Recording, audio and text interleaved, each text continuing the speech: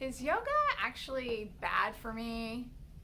Have you been wanting to start yoga, or maybe in the new year you did start a yoga practice and you're wondering why you have these aches and pains and what's going on, and if this is actually something that's good for your body or something that you're supposed to be able to do, or what's going on right now? Then today's video is for you. We're going to be discussing if yoga is good, if yoga is bad, and things you should watch out for as you're starting your yoga practice. So to start off, the first thing is yoga in general is really good. It's great for mindfulness. Obviously, you work on your deep breathing, and we know that deep breathing helps activate the vagus nerve, and that's your chill out center. Activating the vagus nerve is going to help your mental health and help everything feel better, get more of your endorphins going through, get you feeling better about life. And when you're doing more exercise, it helps to improve the quality of your sleep. So the general benefits of yoga are fantastic. It helps to manage stress, it improves your mental health, it improves your sleep, it makes you more mindful and helps you get in touch with your body. And that is definitely one of the biggest advantages I see from yoga, is that people really start to get in touch with what's going on with their body. In this world today, we tend to be living from a perspective of the body's just kind of doing its own thing and the mind's going off in its own direction. It's important that your mind and body are connected. It's important to listen to your body when it's sending you signals such as pain or hunger or thirst or any of those things, because we don't want it to have to start screaming at you. And that's what I see a lot here in the clinic, is that people start to get a little achy, a little sore, but they keep going and they don't listen to their body and honor what it's saying. And that's when yoga can become a problem. Another benefit of yoga is that it can decrease chronic systemic inflammation. With our diet these days, where we're eating more fast food or processed foods, or just kind of staying away from the vegetables and the fruits and the lean proteins, that tends to cause a general chronic systemic inflammation.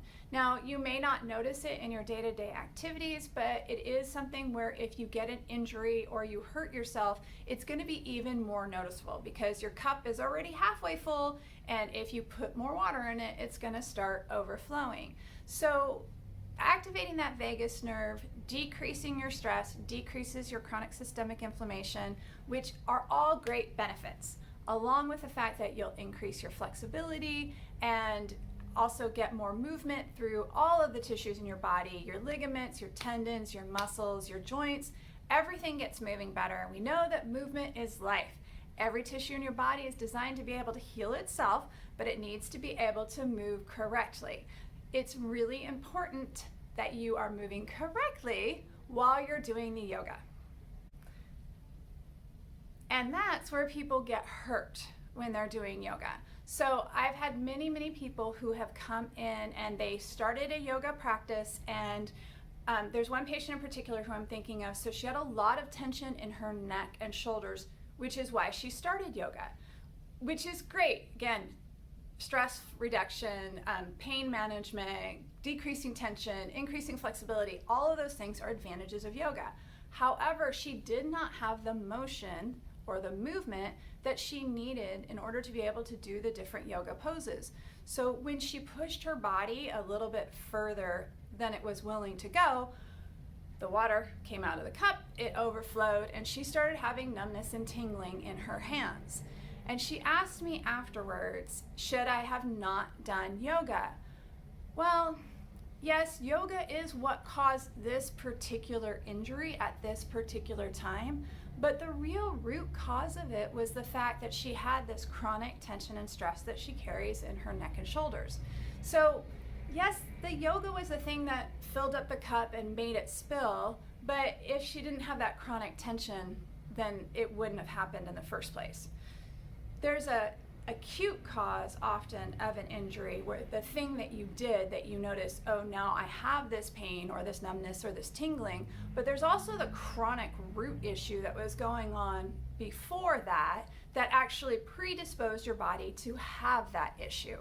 So in her case, yes, it was the yoga that really pushed her over the edge. However, if she didn't have this chronic issue, it wouldn't have been a problem for her. The answer for her was when she is returning to yoga, we're going to do a slower progression, have her not go super deep into those positions and into those stretches, and stay at more of a medium range for herself right now while her tissues are getting used to that movement, because we've gotten her neck and her shoulders moving in ways that frankly they haven't moved in years. So then to ask them to go to do yoga and really move at this end range of motion, that's not going to be safe either.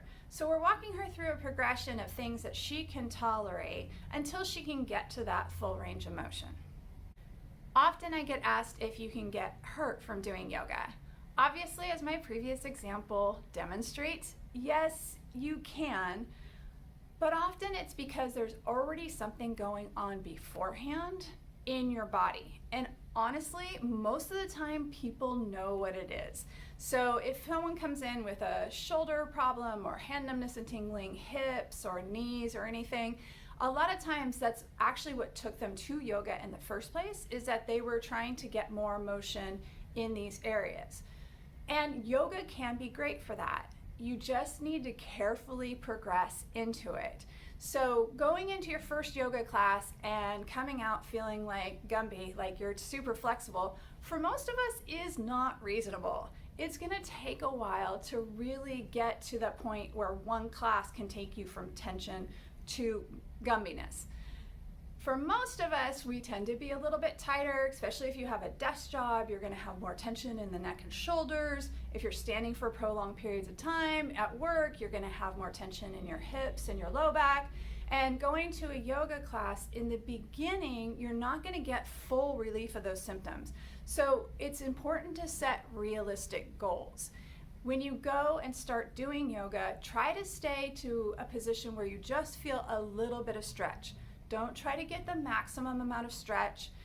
When the teacher makes a correction to try to go deeper into something, that may be a correction that you need to avoid for right now. And that's really important to know, is what your body is capable of doing and what is going to be safest for you. So make sure you understand what your body is saying. A little bit of stretch in the beginning is great. Feeling like you're really stretching and definitely stretching to the point of pain is definitely going to be a problem. Make sure that you are only doing a light stretch in the beginning. Now, as you progress through your yoga practice and you've been doing it for a while, you can get through a class, you don't have pain and soreness afterwards, that's when you can start pushing into that stretch zone a little bit more. Instead of feeling a light stretch, you can feel a medium stretch.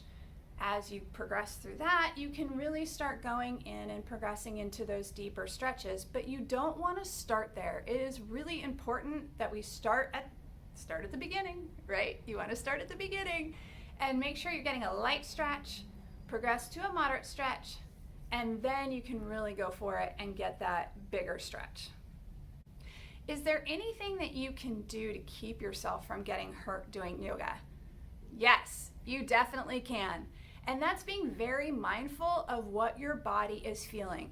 When you're doing yoga, there should never be any pain or discomfort. You may have a sensation of stretch. You may feel like things are maybe a position that's hard to breathe in. It's something that you have to work through. That's all fine and normal. But if you feel any sharp shooting pain, if you feel any pinching, if you feel any of your hands or your feet going numb or tingling, you need to stop and just enjoy a shavasana for a little bit until the class moves on to another position, because none of those sensations should you be feeling while you're in yoga class. It's really important to be mindful and listen to your body. It is trying to tell you something, so you need to listen to it.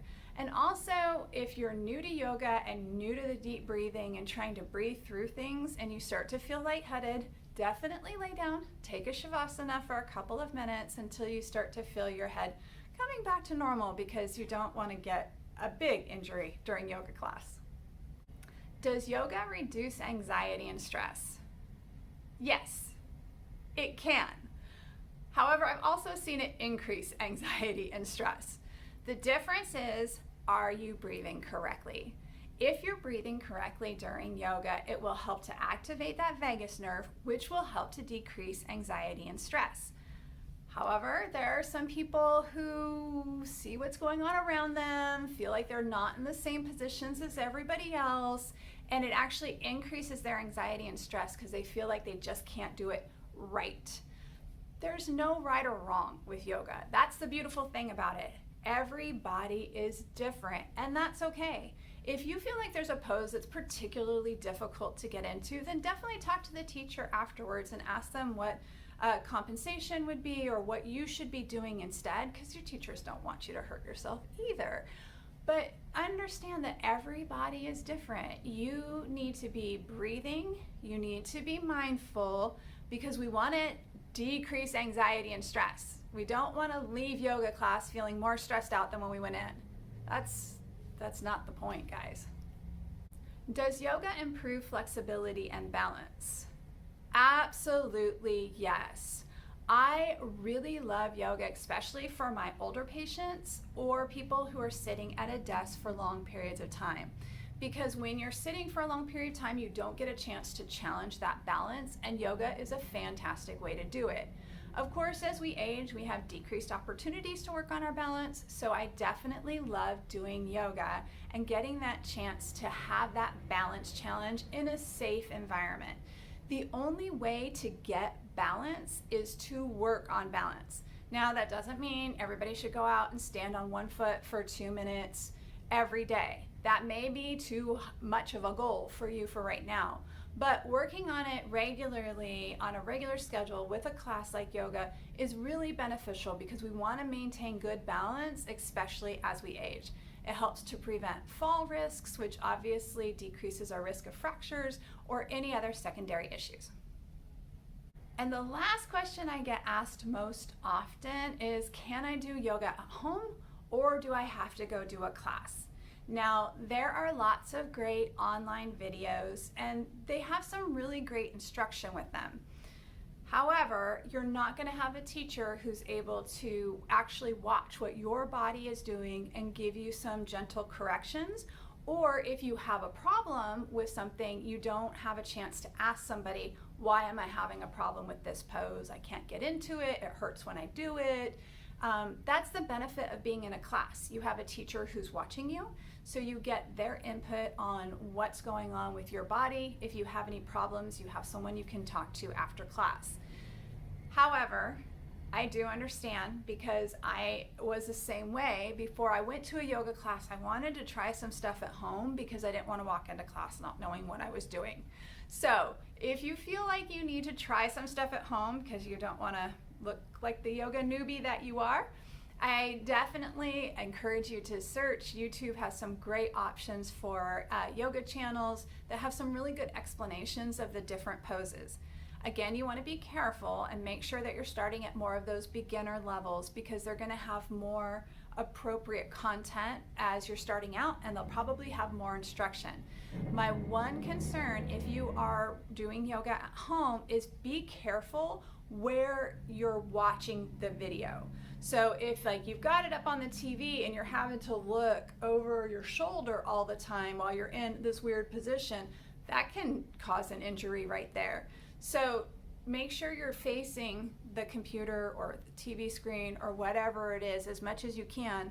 And if you need to look at the computer or the TV screen to make sure you're doing it correctly, just don't be torquing on your neck or doing any really weird positioning for that.